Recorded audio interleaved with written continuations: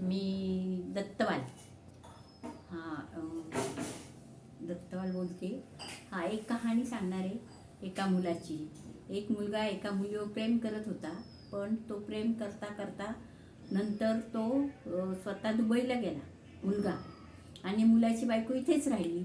पण ती मुलाची बायको इथे राहिली, ती इथंच राहिली, आणि मग त्याच्यामुळं तिची आई, त्या मुलीची आई सारखी तिला शिकवायची, असं नाही वागायचं, तसं नाही वागायचं, तसं वागायचं। तो दुबईला बिचारा 2-4 वर्षापासून खस्ता खायचा। त्याच्यानंतर तो आला इकडे, त्याला कळलं की मी दुबईला गेल्यावर ही दुसरीकडे जायची, पण तिची आई तिला काही पण वेडं वाकडं शिकवायची। मग असं करता करता तो मुलगा त्या मुलाने काय केलं, तो फोन करायचा त्याच्या आईला की आई बघ ना, ती मला बोलती, आई ती बघ ना, ती मला बोलते। असं 4 महिन्यापासून त्याचं चालू होतं बोलणं की बायको मला त्रास देते। ती त्याची बायको दुसऱ्याशी बोलत होती, पण मग ह्याला कळलं की ही दुसरीकडे जाते।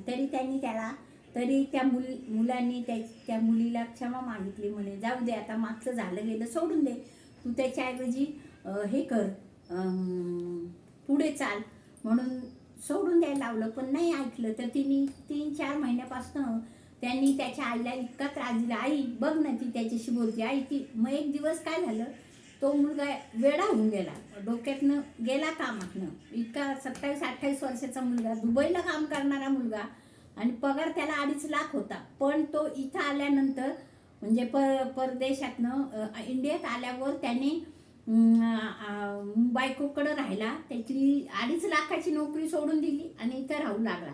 पण त्याच्या बायकोनी इतका त्रास दिला की तो शेवट हे झाला, डोक्यातनं कामातनं गेला। आता काय करावं त्या मुलाला, म्हणून त्याच्या आईने त्याला रात्री 12-1 वाजता त्याला त्याच्या घरी, स्वतःच्या घरी घेऊन आली। आई बोलली की चल आता जाऊ दे, तू ते सोडून दे, आपण नंतर बघू। मग त्या मुलाला घरी आणल्यानंतर त्याला तिची आठवणच यायची, आई तो फोन करायचा, मग त्याचा फोन रोज फोन करायचा। त्याची आई इतकी वैतागली की कंटाळून गेलं। शेवट मग काय करावं, म्हणून त्याच्या आईने वेडा झालेल्या मुलाला कसं सरळ केलं हे दाखवण्यासाठी हा व्हिडिओ आहे। मग तो मुलाला सांगितलं, आज तू इकडं एखाद्याच्या दुकानात जाऊन काम कर, किंवा एखाद्या मित्राकडे जा, असं मित्राकडे जायचा, इकडं जायचा, तिकडं जायचा। असं करता करता एखाद्या गरीब मुलाच्या दुकानात काम करता करता करता त्याला त्याच्या आईने हळू ह्याच्यावर आणलं, साध्या नॉर्मलवर आणलं। असा मुलगा, वेडा झालेला 6 महिन्याचा वेडा झालेला मुलगा, मानसिक त्रास देऊन त्याच्या बायकोनी, तर त्याच्या आईने त्याला सरळ लाईनीवर आणलं, आणि आता तो मुलगा चांगलं करतो, चांगला वागतो।